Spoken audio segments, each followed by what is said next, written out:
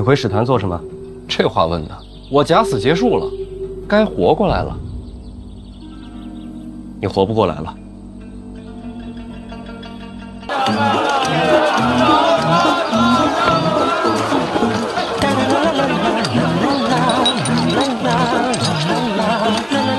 都说使团是小范大人最后一战，一个个往马车上扑，哭着喊着说要收藏小范大人的遗物来寄托哀思。这死讯都传这么广了，我以为啊，只在京都里边瞎传呢。何止京都？你的死讯，庆国皆知，不合理，当然不合理。监察院做的宣发。什么是宣发啊？幕后推手传播消息。要做到这种程度，光是监察院还不够，得是陛下的意思。可是陛下明明知道我还活着，为什么要传播我的死讯呢？陛下目光自在天下，所以传播我的死讯是为了庆国。一切都是为了庆国。既然我死了，对庆国更好，不如你借势来个假死变真死。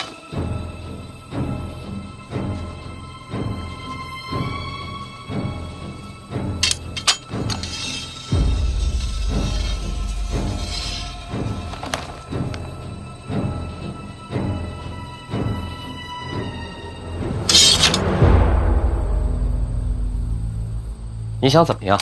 我得活着回京都，李承泽的事儿我要查到底。不是我不让你活，是你没法活。我明白，除非我的假死合情合理，忍辱负重，才不算欺君。最好顺便把这个文坛传承的事情也做实了。这怎么可能呢？北齐大公主是不是也在使团？你要做什么？她人怎么样？反正就是个公主嘛。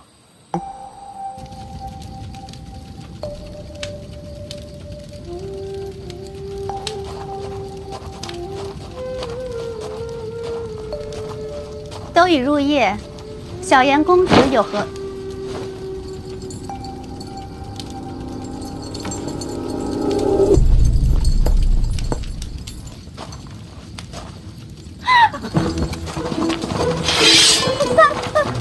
范闲，你不是死了吗？公主见过我？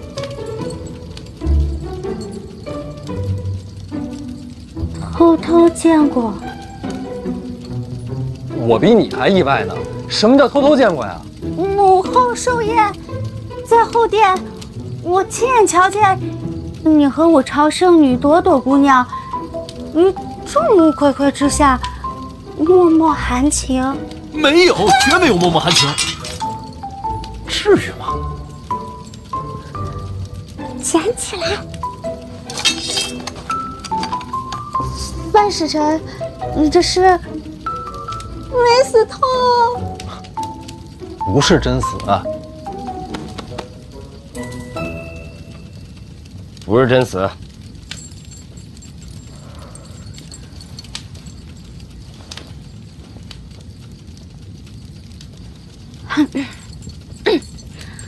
没事了，散了吧。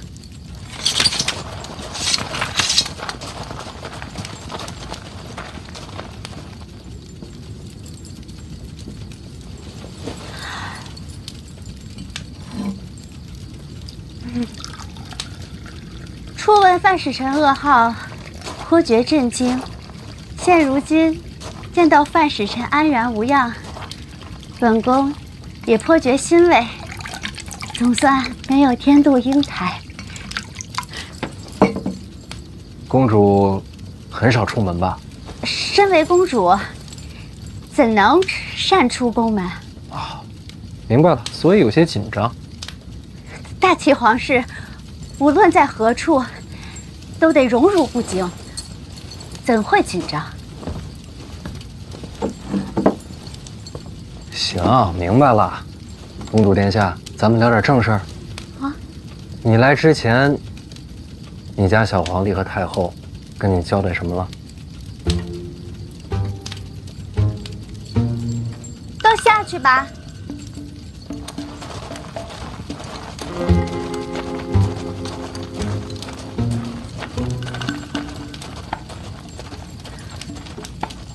后与陛下都与我说过，范使臣与大齐暗中走私盈利往来。他日范使臣若是有讯息，可告知我，我便可把讯息传给大齐。所以咱们也算是自己人。算吧。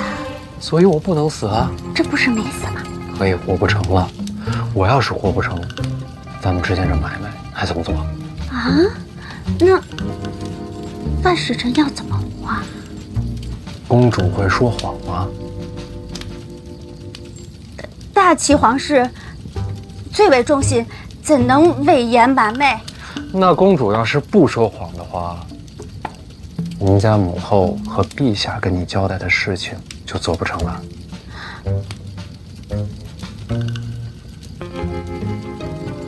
那我也不会啊。公主放心，很简单的，我教你啊。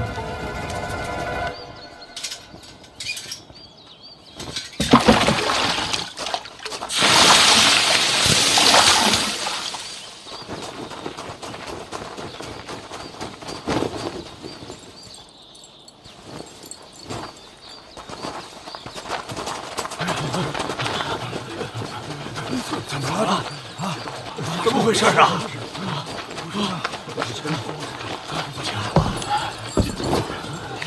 恭喜诸位，终于逃出生死之危。生死之危？使团离开大齐，进入庆国境内，就有人追踪而来，暗中窥视。公主危言耸听了，使团进入庆国，自有军方护卫，谁敢动手啊？对，这世上总有千军万马也挡不住的人。哦，难道是大宗师？啊，没错，大宗师来使，听说过。大宗师之威胜过铁骑如林。大宗师为何要针对使团啊？庄墨涵先生临终之际，将一生藏书赠予范闲范大人，这代表什么？这当然是代表文坛传承啊！没错，文坛盛世总在两国之间，其他人心中怎么想？是境外蛮族，是杜一城。公主怎会知道大宗师会出现呢？我本人亲眼所见，贵方使团中有人以一己之身直面大宗师，他以自身性命保住了文坛传承之路，保住了诸位的性命。这是谁呀？不知道，绝对是个高人。是啊，竟敢直面大宗师，有魄力。范闲呀，不许靠近，不许靠近！小范大人，小范大人，你不是已经死了吗？小范大人，这到底是怎么回事？给我们大家讲讲啊！给我讲讲。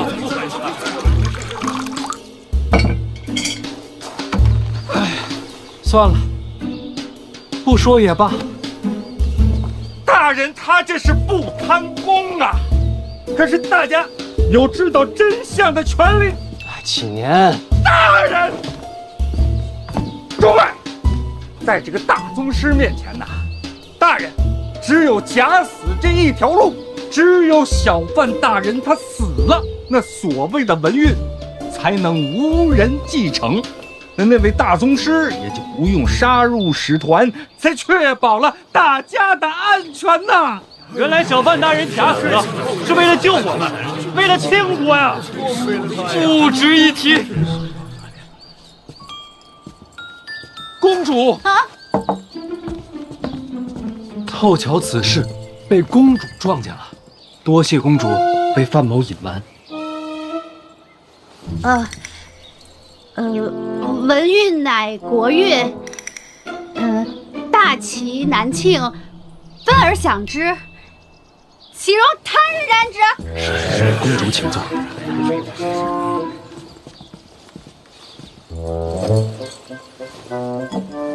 给公主喝水。敢问小范大人，对手是哪位大宗师啊？未曾交手，这大宗师若是真出了手，我怕是已经死了。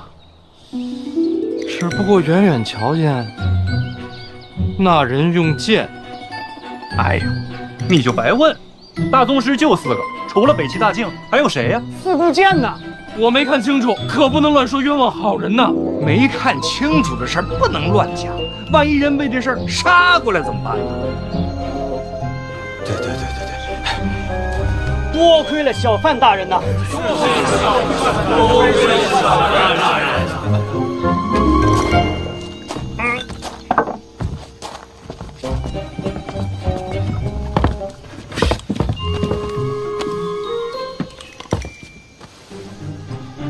一切为了秦国。秦国！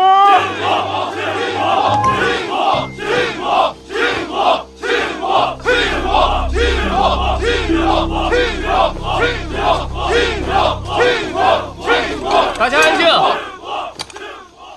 给大家半个时辰的时间，整装拔营。半个时辰之后，准时出发。小范大人安然无恙，是庆国的幸事，速将此消息传回京都。是啊，小范大人这乃庆国之福啊！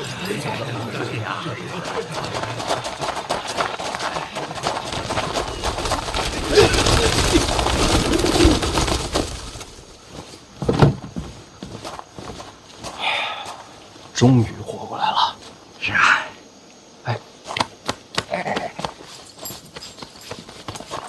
小范大人，你不怕那四顾剑亲自赶来？他要是为了这点事儿就能赶来，那他早就赶来了。啊！多谢公主配合。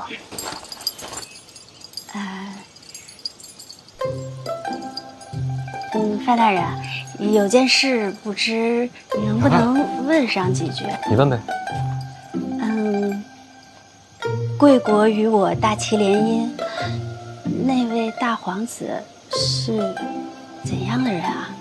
大皇子常年领兵在外，我跟他没见过。哦，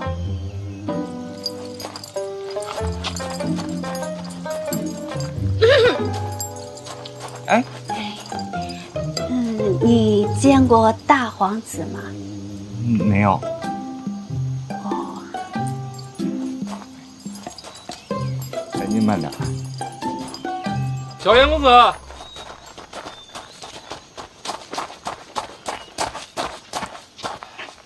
多谢啊。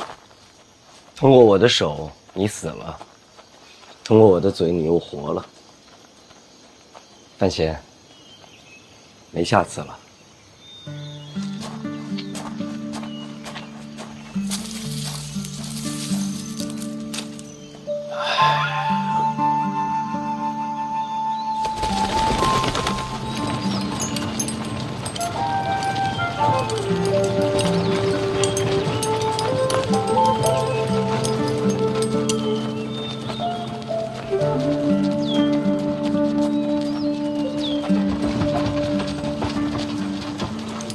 哎，老王啊，前面来一人啊，是来接使团的吧？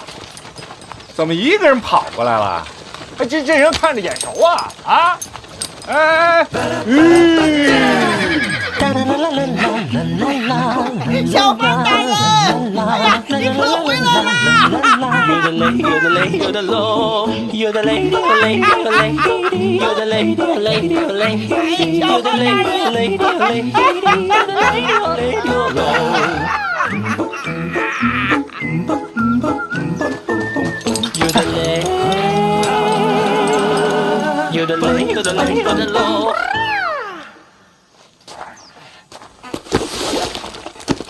辛大人，要不车上歇会儿？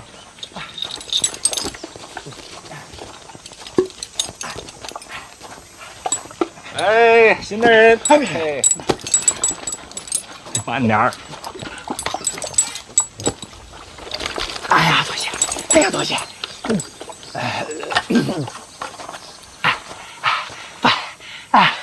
范大人，此行真是大展国威啊！如今回京，必平步青云，可喜可贺呀！那这么说起来，陛下没怪罪我欺君之罪？啊，哎，陛下没说，就让我等迎接使团归京啊。辛大人辛苦，那咱们现在进城。哎，那个，使团一行万众瞩目，这个礼部早准备下一应礼仪，只不过什么？你说呀。只不过巧了，大皇子自军中归京，也是今儿到。那是真巧。本来能避开，无奈前日涨水，把东边的官道给冲垮了。大皇子又临时改变了行程，这不就都怼在北门撞上了吗？他这伙人呢？不远，离此不足3里。所以呢？大皇子的骑兵亲卫，待会儿就到。所以到时候2队人马挤在城外，不太好看。正是。礼部专门让你过来，劝我让个路。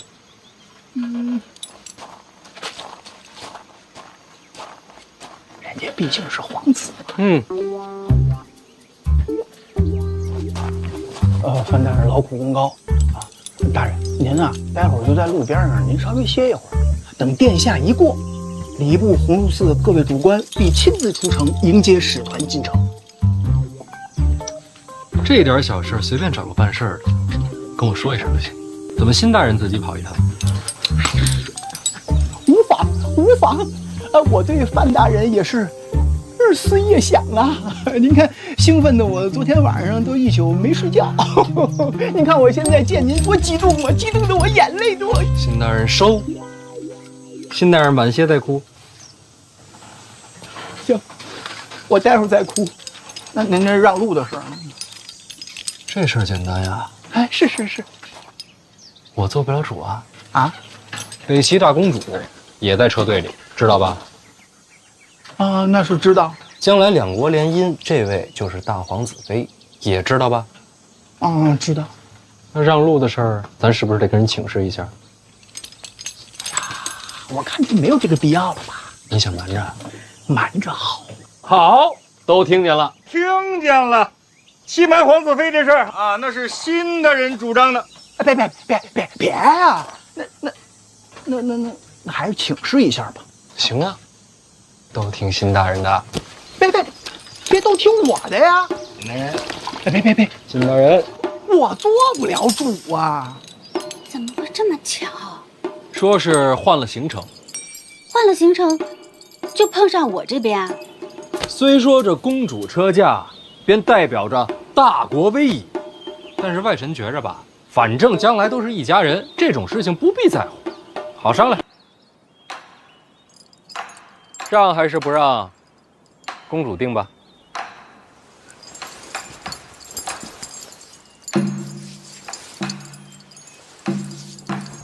我身为大齐皇室，所言所行都代表大齐颜面。我可以委屈自己，但不能辱没大齐国威。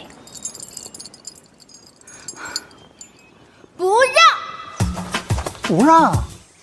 我也是尽力了。那大殿下怎么办呢？那不成，让他等等呗。不，那可是皇子。那可是皇子妃。辛大人，要不然让礼部先准备着。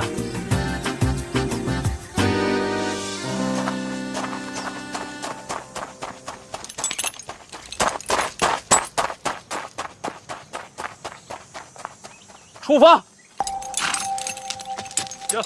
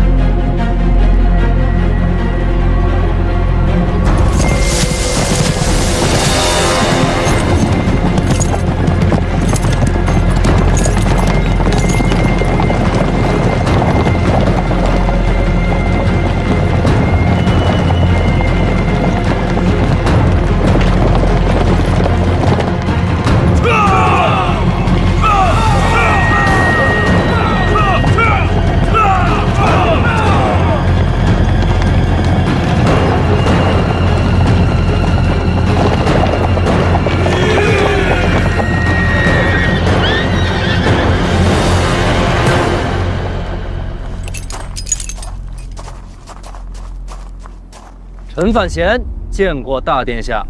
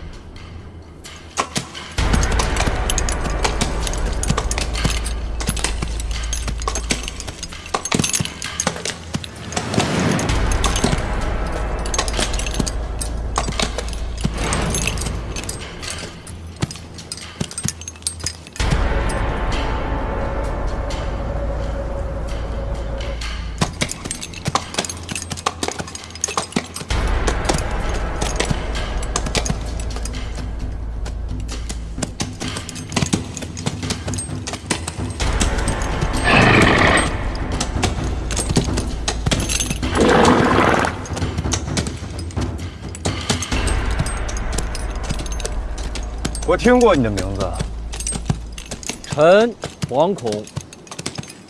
敢与皇子相当，胆量不小，却未免愚蠢了些。殿下，我也不想啊，这都是不得已。怎么个不得已？本宫身体柔弱，一路南下，有些水土不服。大殿下这样，是想让本宫等在城外，不许入城吗？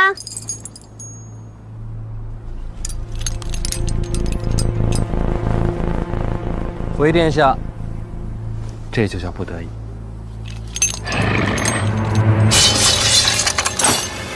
哎，啊！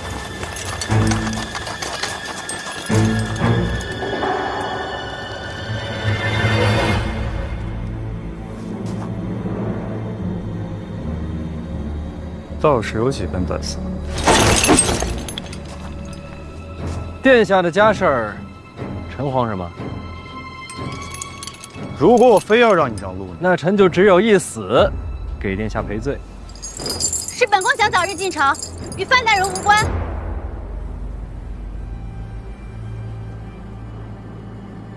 胆儿也不小。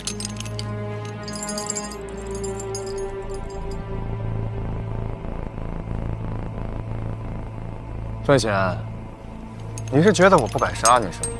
殿下有什么不敢？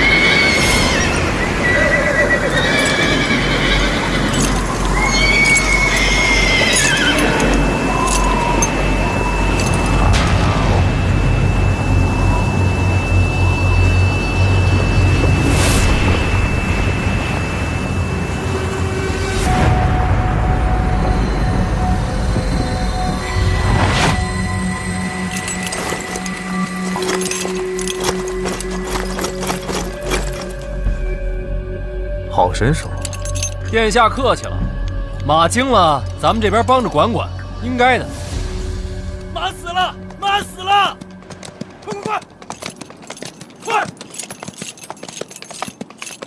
这，老高，你这不至于吧？我没出刀，那这马它怎么死了？战马冲锋，不使点劲怎么拦啊？出征归来斩我战马。范大人果然厉害，本王领军在外征战多年，没想到朝廷是这样接我们回家的。这是个意外。看在你是婉儿未来的福血，我不深究。把这人给我，陪马便是。哎，老高，范闲，你想清楚了。大人不知道。闭嘴！他的事儿，我担着。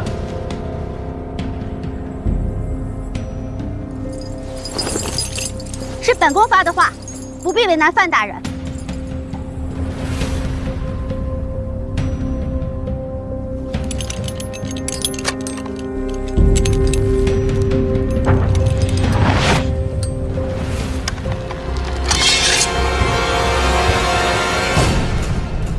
太子殿下到！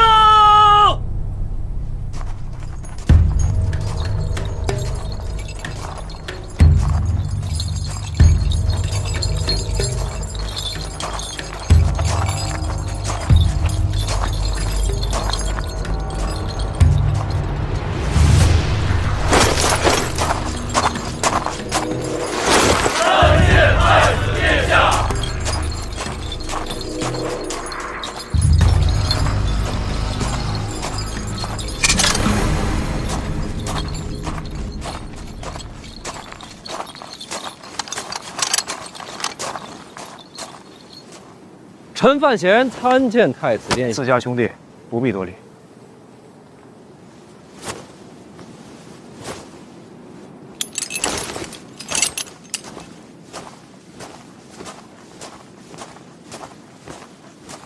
大哥，参见太子殿下。你是我大哥，怎么能你拜我呢？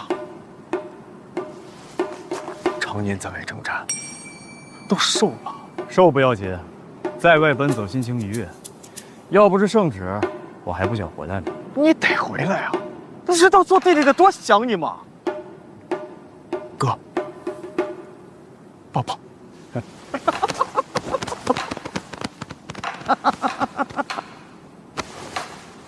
都到家门口了，为何不进去？不是我不想进去，实在是被人拦着了。啊？谁敢拦你啊？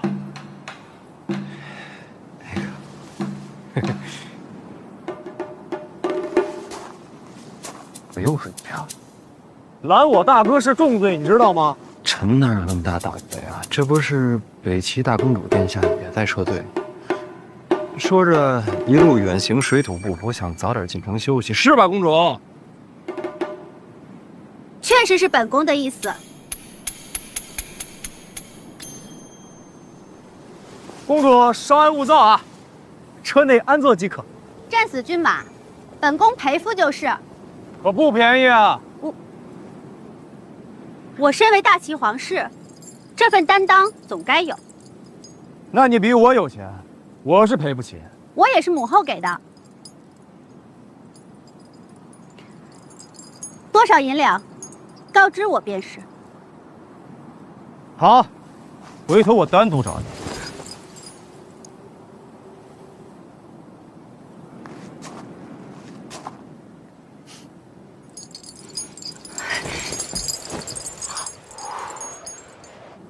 大哥，公主是你未来的王妃，我未来的嫂嫂。可是人家范闲夹在中间，确实有点难办。当然啊，如果你想出这口气的话，做弟弟的一定好好教训他。殿下都这么说了，我还计较什么呢？对呀，别跟他们一般见识。大哥多年未回，应该是第一次见吧？我呢，正式给大哥介绍一下，这位就是咱们大庆国的青年才俊范闲。臣参见大殿下。我知道他，婉儿的夫婿吗？哎，对，现在还在给院长帮忙。监察院提司，好大的官威啊！大哥，那婉儿不就宛如咱俩的亲妹妹吗？那看在婉儿的份上，咱们放你未来的妹夫一马。殿下真的以为我是为了拦路生气吗？那大哥是为何呀？成婚可是大事，可如今呢？父皇说，只要娶了婉儿，就能够接手内库的财权，然后他就出现了。他要娶的到底是婉儿本人，还是那数不尽的荣华富贵？自然是为了人，谁都会这么说。陛下开的口，非要搭上内库，我倒是不想要，总不能抗旨啊。父皇这旨意，确实糊涂了些。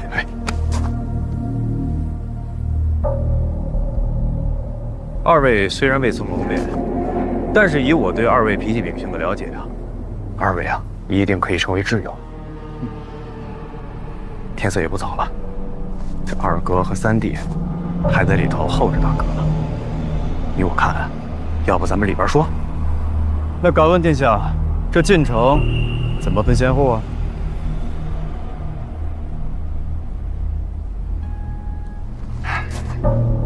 你来的可真是时候啊！那可不是吗？还是太子做主吧。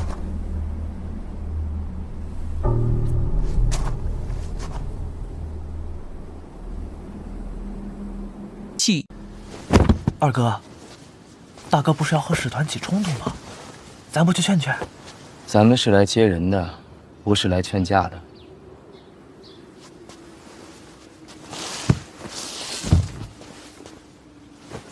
那太子殿下怎么过去了？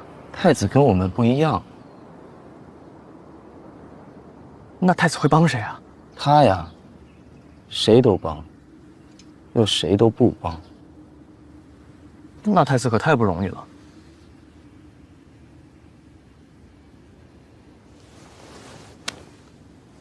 活着都不容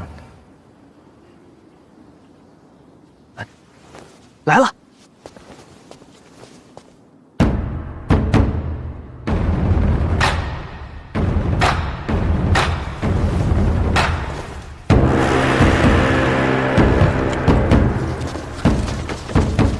怎么同时进城？获得一手好心。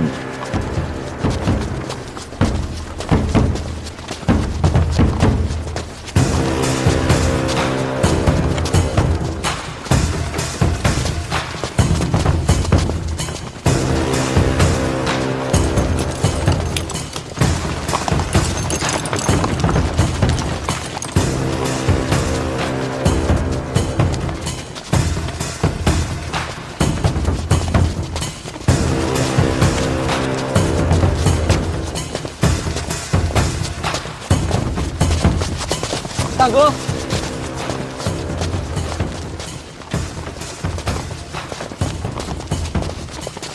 这么久不见，长这么高了。将来要跟大哥一般高，也得跟打仗去。有这心就行。有位谋面，你瘦了。我刚才看见他，也是这么说的。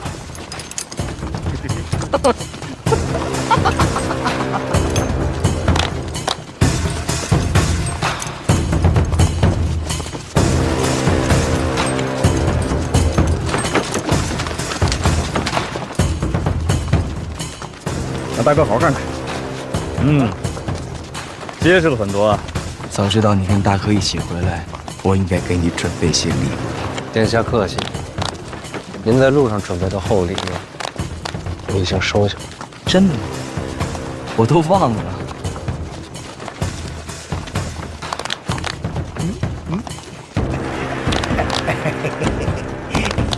哎呀，笑！不过你放心，还有更好的礼物等着你。那就期待。哎，要说还是咱二哥面面俱到。太子殿下功高盖世，力挽狂澜。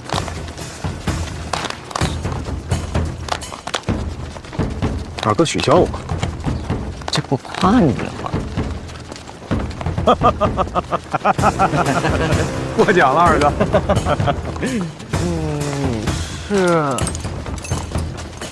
是你。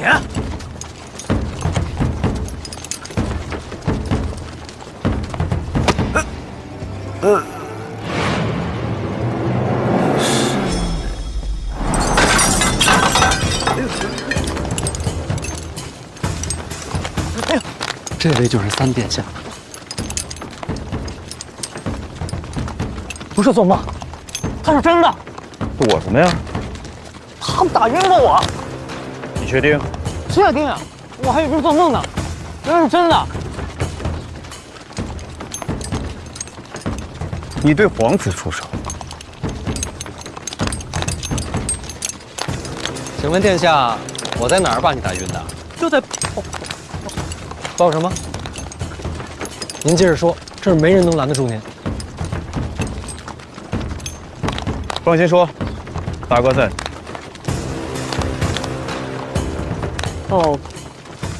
抱歉啊，我记错了。记错了？啊，确实是个噩梦。那这么说，咱们没见过？没有，头一回见。吓臣一跳。真记错？真的，我常年在宫墙之内，哪有机会见范大人？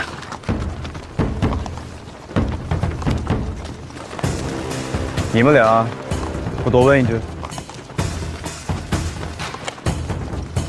不是说了，梦里见的。行，那臣就先告退了。急什么？久未谋面，不再多聊聊。归心似箭呐，出门这么久，确实想家想哪儿了。倒是难为你了。陛下口谕，宣范闲同诸皇子入宫觐见。这么着急见你？可能是因为刚起了军吧。大哥慢慢习惯，这就是我们的小范大人。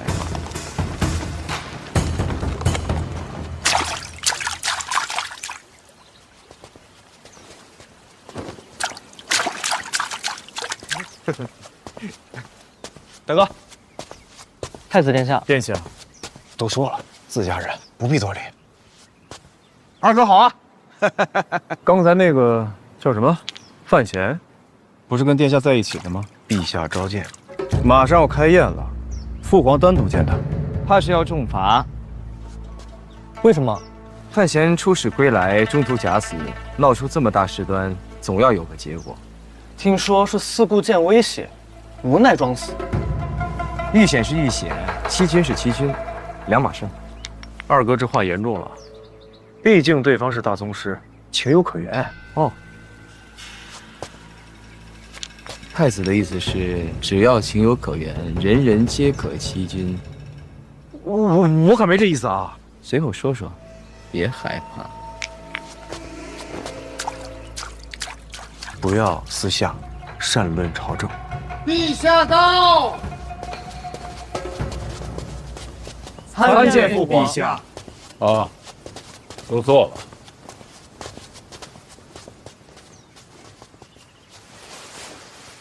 李正如，你精神头挺好啊。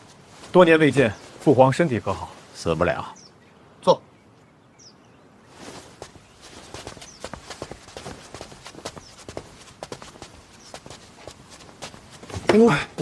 好。谢陛下，恩赐廷杖。坐下吧。臣范闲，谢陛下赐座。妈呀！今天和大家一起吃个饭，顺便听听范闲的北齐之行有什么奇闻异事。范闲，回陛下，北齐一行顺利把严冰云接回京都。北齐那边呢，沈仲死于上山虎枪下，政局有些动荡。朕只关心神庙的情况。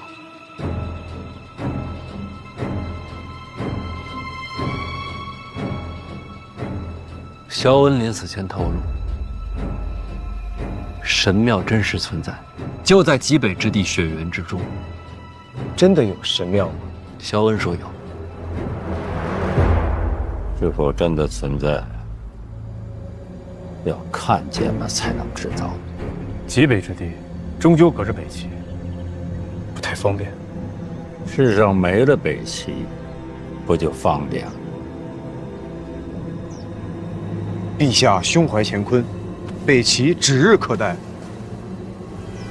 范闲，还有什么呀？回陛下，还真有。说。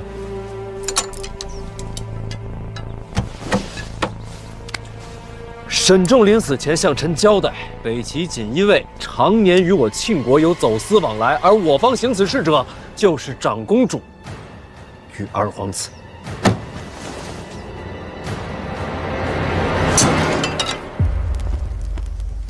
陛下御书房内，家宴已然开席了。范闲没走，回皇后，范大人留下了。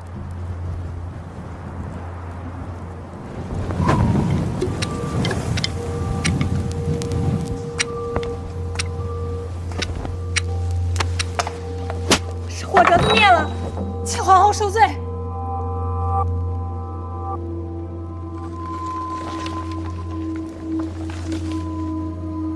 外臣入席，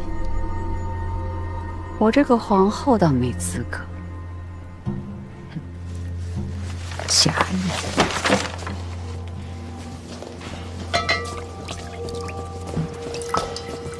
都聊什么了？回皇后，范闲参二殿下和长公主，罪名是与北齐走私。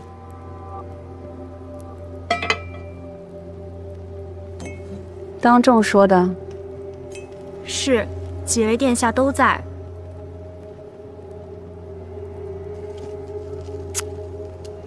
陛下如何回复？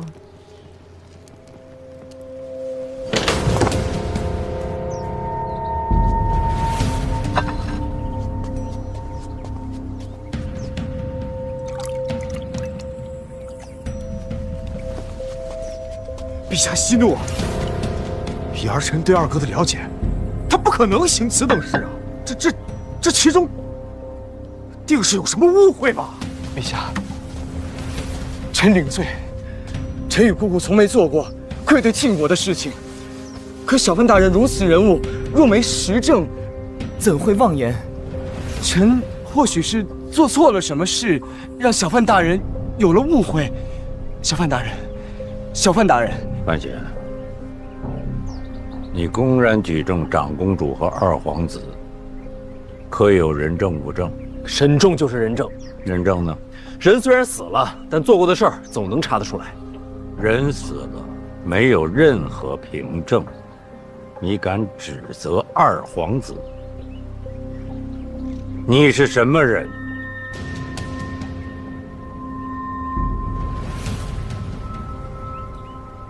臣是监察院提司，有执法仗剑、扫除奸佞之责。哼！再说一遍。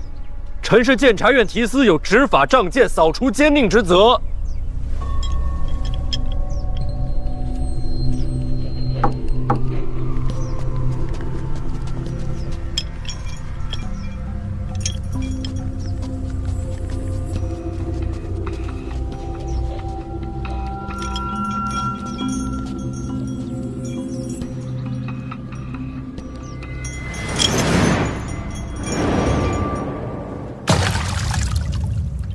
父皇，这范闲确实可气，在城门外还拦了我的马，原来见了你也是一样。看来他天生就这脾气。您息怒啊！是啊，陛下，您息怒啊！陛下息怒啊！父皇息怒。你们还有别的事儿吗？陛下，儿臣今日其实有件喜事，想请陛下斟酌。喜事是什么喜事？范闲虽有错漏，但毕竟出使北齐有功，加上才华经世，由此可见，范府门风博学渊渊，范府之女范若若，才女之名闻名京都，贤淑雅静，实属难得。晋王世子李弘成，为人温厚，尚未婚配，加之对范府之女又倾慕已久，儿臣以为范闲与婉儿已有婚约，不如喜上加喜，牵上加牵，也算是成就了一段姻缘。说说婚事，并不着急。你倒是很会出奇兵啊！这门婚事朕准了。陛下。另外，范闲出使北齐有功，加封一等男爵。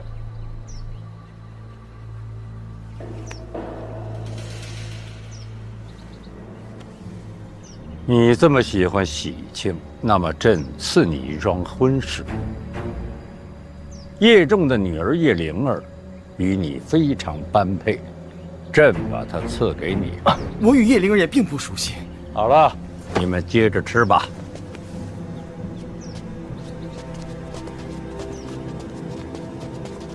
臣遵旨，遵旨。臣恳请陛下，为了天下万民，庆国律法，严查长公主李云瑞、二皇子李承泽。你查无实证，一片虚言，不查哪有实证？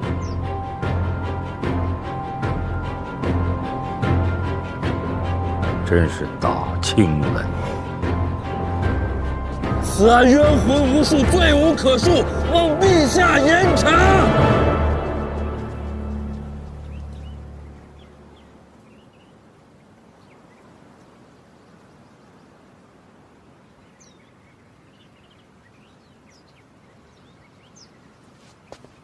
吃吧。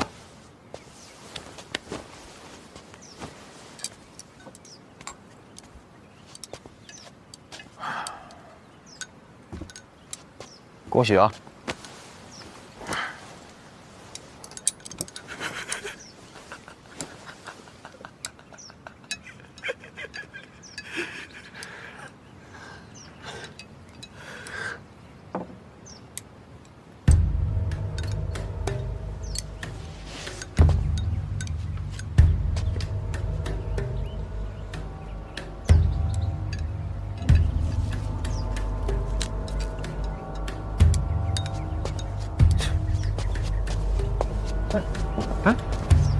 不是停当了吗？怎么好了？想要打做戏，演给我们看的。为什么？欺君之罪，给个台阶儿。但陛下对范闲也太过恩宠了。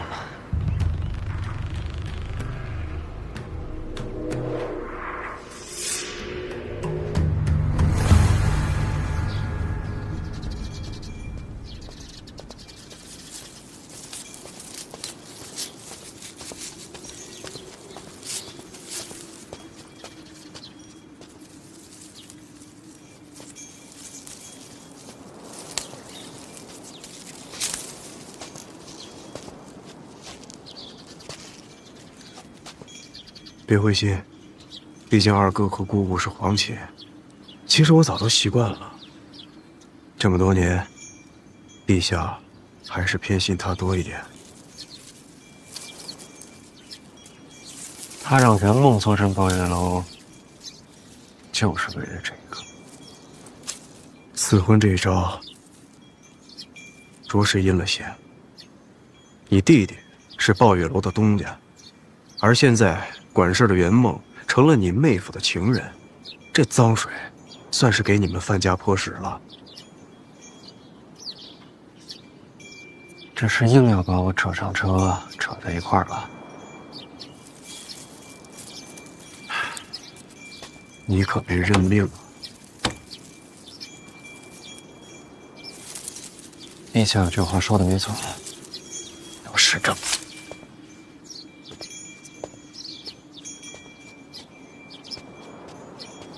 殿下，史家镇的事查得怎么样了？有回音吗？走私物资都要从该处囤积转运，只要能查出老二和史家镇有勾结，这件事的实证就坐实了80%。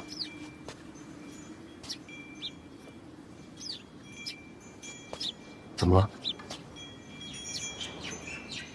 史家镇没了。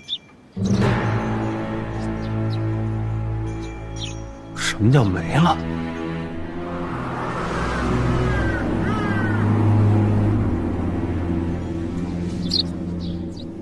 总不能一个活口都没有吧？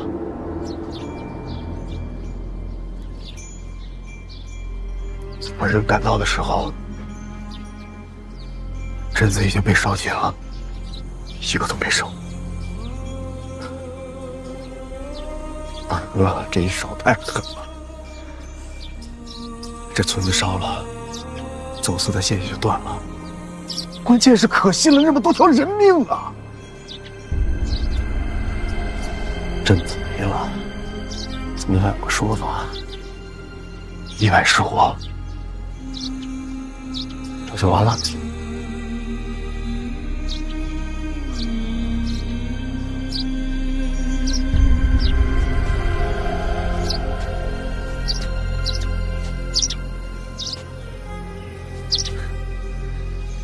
一手遮天啊！你别冲动啊！如今时政没了，陛下又想着二哥，你能做的就只有平衡心态，多讨陛下欢心。剩下的，咱们伺机而动。还有啊，监察院提司的位子得想办法讨回来，这个位置至关重要啊！皇后请殿下相见。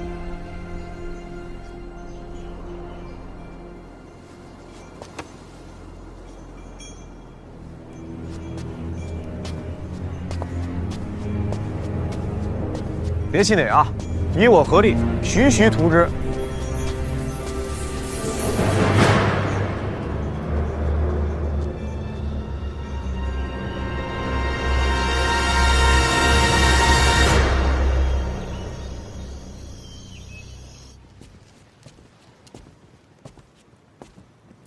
儿臣求见母后。进来。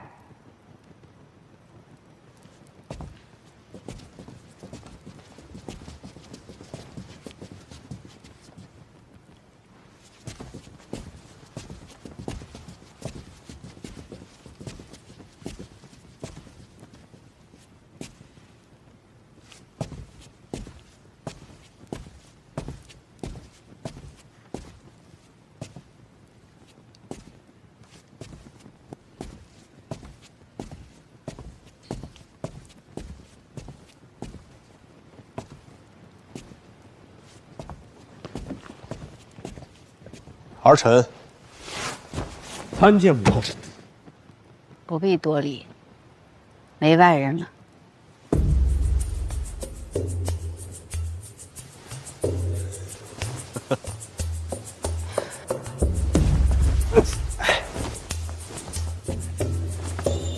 这整日里端着一台，我这身子都是僵的。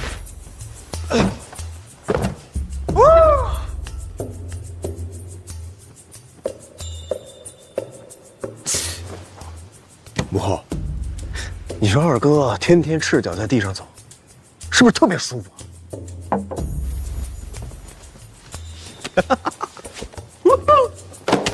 呀！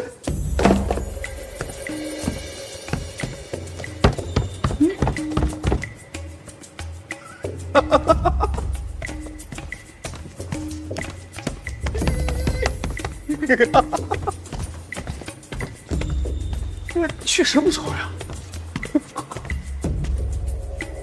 母后还是那么怕黑？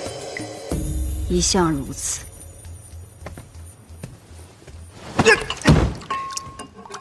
要不然，咱们换个太医瞧瞧。没用的。这世上唯有心病难医。那你也不能整日喝酒啊。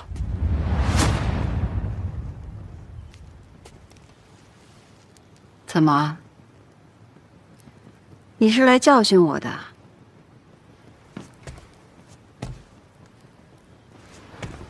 那儿臣哪敢呀？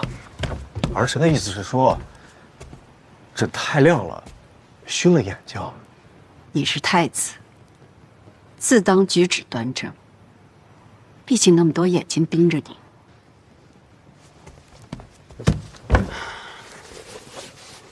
儿臣也就只敢在母后面前这样。这即便是在东宫，也丝毫不敢懈怠啊。真的吗？日日如此，如履薄冰。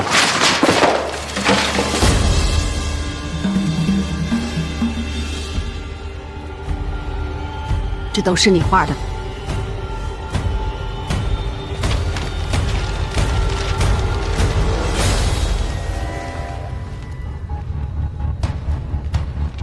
怎么会在母后这儿？是不是？闲来无事，作画取乐罢了。这不画脸也是取乐？你要不要我再问清楚，这到底画的是谁？你是太子。儿臣知错，儿臣谨遵母后教诲，儿臣再不画了。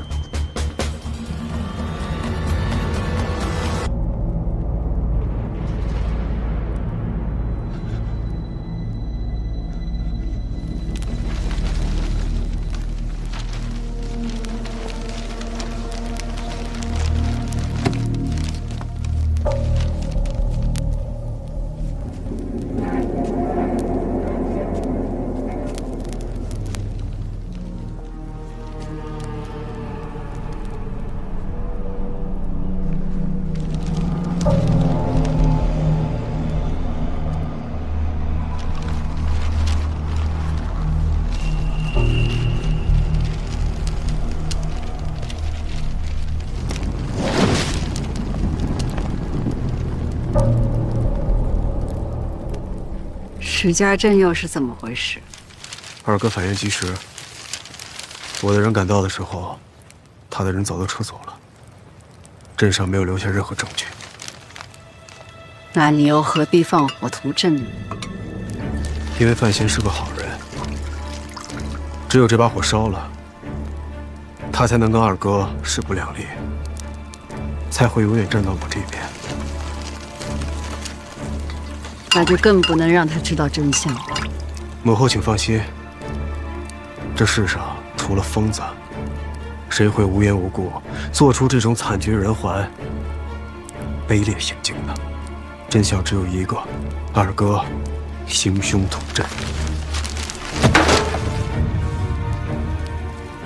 你就这么看重范闲？谁不喜欢好人啊？